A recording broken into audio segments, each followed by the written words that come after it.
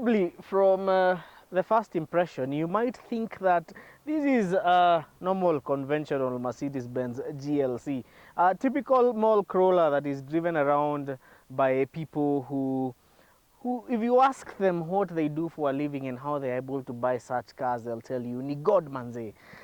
Or they talk about Forex. Now, those ones who talk about Forex will have a fancy wrap around it, probably in a strange color like indigo, and it's going to look all flashy. Or maybe people who just want to move from point A to point B in a subtle, luxurious way, and a little bit of versatility because of the ground clearance. But think again, this is not your conventional Mercedes-Benz GLC. In fact, it's not cheap because it's retailing for 8 million Kenya shillings at Carplicity. But the question is, would you spend a whooping 8 million Kenya shillings on a GLC? Tukule pause kidogo. I told you this is not a normal GLC. This is a GLC 43 AMG, and we are going to give you an up-close and candid review on it because AutoConnect is the only car channel that is going to guarantee you an alluring motor vehicle experience. And kama kawa kama dawa, I'm going to be your host, Eric Wakabi, Eric with a CK. Remember, you can follow me at a personal level, Tuonge, on Facebook, X, Instagram and TikTok. Eric Wakabi is my handle, Eric with a CK. And I'm excited to bring this review because this is an interesting car, and we are going to explain why it's worth 8 million Kenya shillings. Even when you feel low, you can still go. Even when you feel slow, you can still go. Even when there's no hope, you can still go. I never answer to no, man, I still go.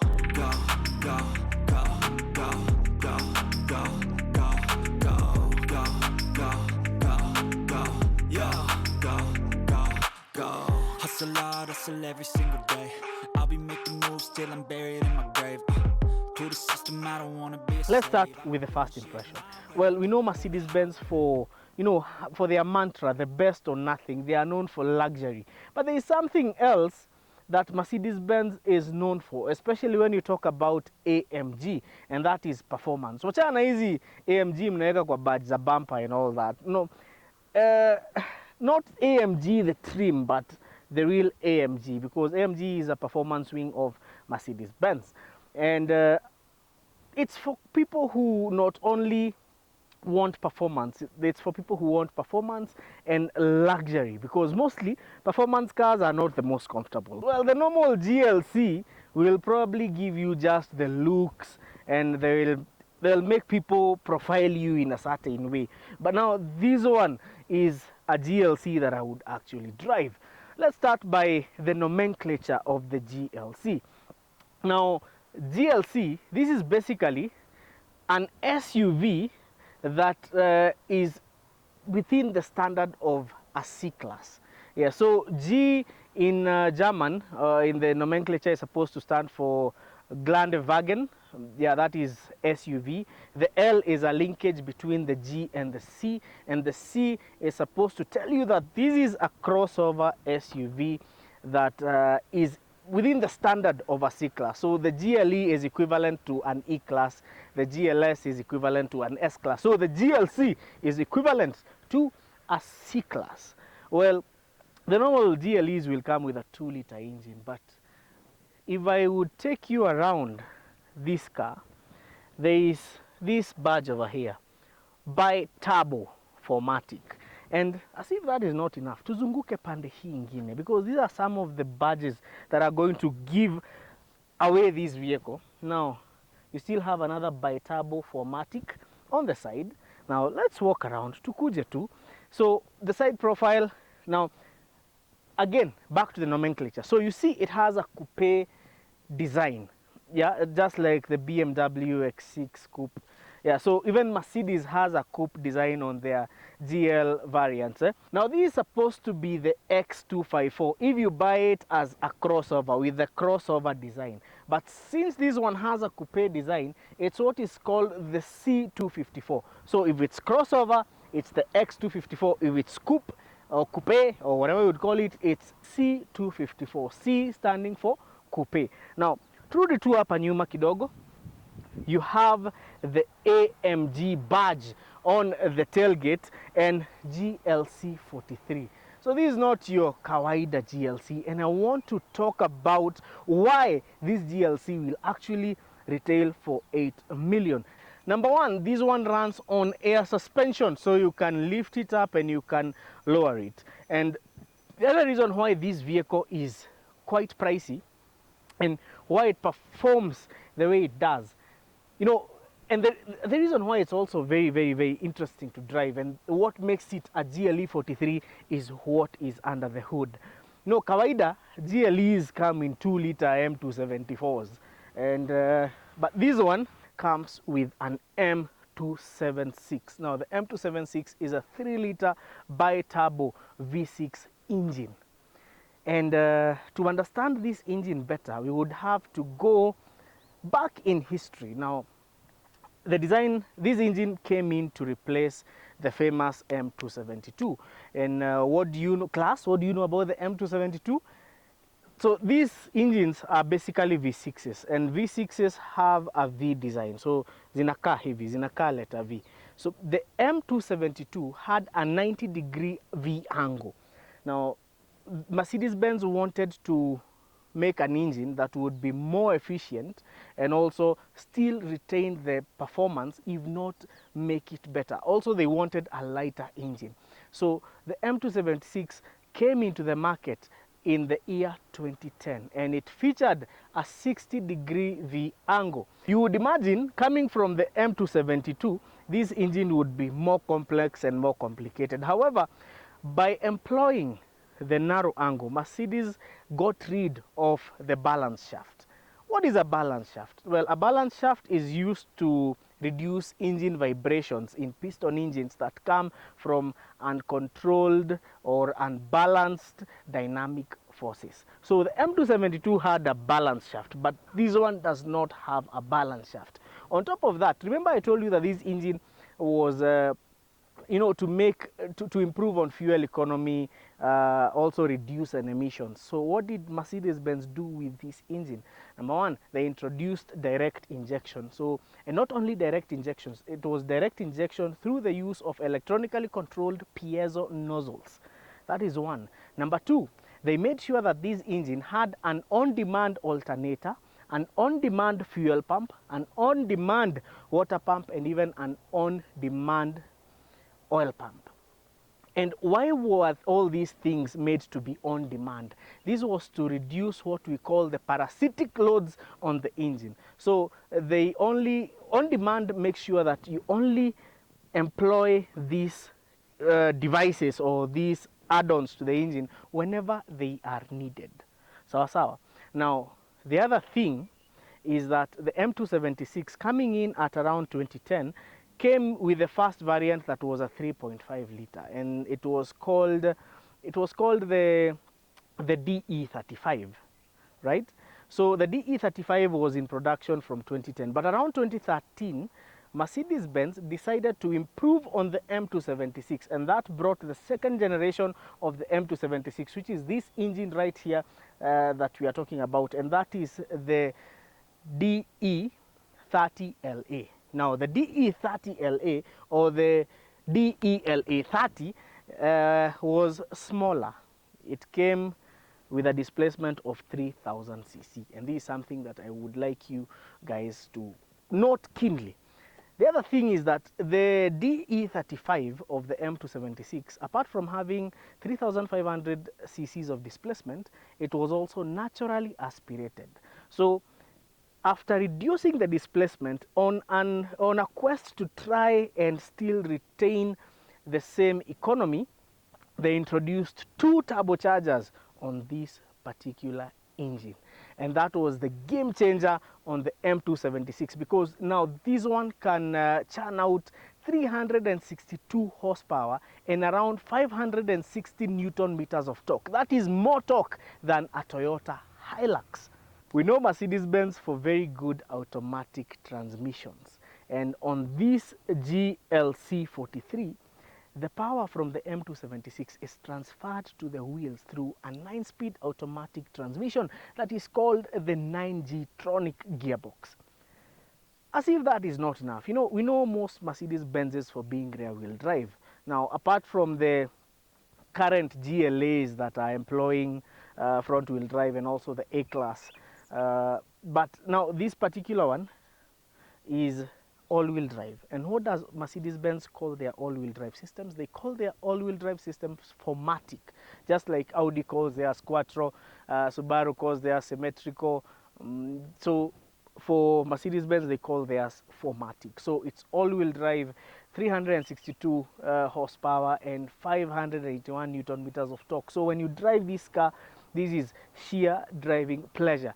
As usual, we normally talk about suspension, and the suspension on this is air suspension. Nilikuwa nimewambia hapo mbeleni. Now, the GLE 43 seems to have bigger tires. And yes, it does have bigger tires because these are 21-inch wheels. Let's talk about the AMG aspect. When we talk about AMG within the Mercedes-Benz lineup, guys even with the C180s and with the blue efficiency E250s also want to be counted among AMGs, but what they get is basically an AMG trim. They don't get the most AMG parts. But this GLC 43 actually comes with AMG calipers and very big rotors at the front, and you also get AMG calipers at the back as well. So this tells you that this is a performance-oriented model of or variant of the GLC. So we can take a look at in the inside to see if it's any different from the Kawaida GLC. Even when you feel low, you can still go. Even when you feel slow, you can still go. Even when there's no hope, you can still go. I never answer to no, man, I still go. Go, go, go, go, go, go, go, go, go, go, go, go, yeah, go, go, go. Inside the GLC 43, well, it basically looks like a C-Class, and this is because this is a compact crossover SUV that is equivalent to a C-Class. In fact, the dashboard looks like that of a W205. Now, the only difference is you have the AMG badge on the tachometer, and another beautiful thing about this is that the speedo and the tachometer are analog. Yeah, you see even it has shift by wire, so you shift the gears on this side, just like the normal W205. Even air suspension, because these days we have air suspension on the W205. So there is nothing to really talk about this car when it comes to luxury features, because it's tentatively what a Mercedes-Benz will offer. You have the heated steering wheel, burnished sound system, memory seats, very fine leather. The infotainment system is the same, but the difference comes in when you start this car. Mnajua jamaa anaitwa OG, Pimp the Whip. What does he do to the cars? Now that is what this car does when you turn the key, and there is that rumble of the M276 V6, and when you rev it a little bit, that is when you get to understand. Now, I'm not driving a normal GLC, I'm driving a GLC 43, and I will tell you, just like I told you with the BMW X1, you will only get to feel the performance of this vehicle or the thrill of driving this vehicle when you get to the road. Remember, whenever you put your foot on the throttle and push it all the way to the metal, pedal to the metal, you're putting down 362 horsepower and 521 Newton meters of torque that is delivered to all the four wheels. So this is a vehicle that will smoke most cars that are coming in, that have been tuned. Even the guys, we have a breed of Subaru drivers who want to race everyone, even a mature vehicle like this one. So whenever they come in and they try to race you on the GLC 43, you don't have to struggle. There's something that Mercedes-Benz did with the GLC 43, and it's something very clever. The blend between performance and also fuel economy. So you get some driving modes. You have sport, you have comfort, you have eco. Now, eco is for saving fuel. Comfort is for highway driving. Sport is for when you moderately want to have fun. And then you have Sport Plus. Now when you want to have a lot of fun with this vehicle, and you can tell when you rev up this car when it's in Sports Plus, the sound is a little bit different. Then you have individual, whereby you can configure your own driver setting. So let's put it back on eco. Then you also have the suspension setting. Well, you have the ride control, AMG ride control, you have sport, you have Sport Plus, and you have comfort. So when you're taking this car to the track, you just put it in Sport Plus, and the suspension becomes stiffer, because when you're on the track you want a suspension that is adhesive to the road, so you must make it quite stiffer. And through the use of air suspension, this actually makes things very easy, because when you want stiff suspension, it can pump in some more air to make it stiffer. If you want comfort, it can deflate kidogo. And if you want how many do we have? We have Sport Plus, and Comfort. So the adaptiveness is enabled by the air. But even if it was not air suspension, we would still have what is called adaptive suspension on it. Now there is also this button over here with an M on it, and this is for when you want to have fun with the car and you want to drive using the paddle shift. So when you press this button, you have the M on the dash, and you can shift the gears manually. You can hold your revs much longer, and that is why I'm telling you, this car, you can use it as a track car, and you can also use it to haul your family from point A to point B. Hata ukipatia your spouse who does not love speed, you can put it on eco or comfort, and when you get this car, just put it on Sport Plus. When you want to have some fun on an open country road, well, the space on the second row of seats is not decent at all. Yeah, so if you're tall, you might not be very comfortable. Also, the coupe design. If you look at the roofline of the coupe design, the person seated at the back, if they are very tall, they might have compromised headroom, because it slopes downwards. Now, I think it's the best time to take this car for a drive, because forget about luggage space. The GLC 43 is not about luggage. No, it's about driving and driving and driving. So I don't really mind the coupe design. Even with the coupe design, it doesn't mean that this vehicle is not practical. It has ample, I would call it acceptable luggage space. Tuko pamoja. So now I think it's the best time to take this car for a drive on the road. Let's get to have some fun with the GLC 43 and see how it drives. Can it beat a BMW, really? Even when you feel low, you can still go. Even when you feel slow, you can still go. Even when there's no hope, you can still go. I never answer to no, man, I still go. Go, go, go, go, go, go, go, go, go, go, go, go, go, go, go. Hustle. Driving the GLC 43, well, to be honest, it feels quite a lot like a C-Class. Sometimes the looks also affect the feel. In fact, it just feels like a conventional Mercedes Benz. Even the handling feels like a normal GLC. But the difference kicks in when you put this vehicle in Sport or Sport Plus. This is when you get to have sharper response with the throttle, and also get to have a sharper steering feel. Also get the grunt, that exhaust grunt. You get to feel it when this vehicle is in Sport or Sport Plus. And that is what brings out the GLE 43 DNA of this particular car. But every other thing, the safety aspect, the luxury aspect, and even the feel-good aspect of a Mercedes-Benz is kept constant. But there is one complaint I have about the GLC 43. When you're driving it, the road noise, you would expect, since it's a Mercedes-Benz, you would expect the road noise to be muffled, but there is quite a lot of road noise in a GLC 43. And that's also the same case even with the GLC 250.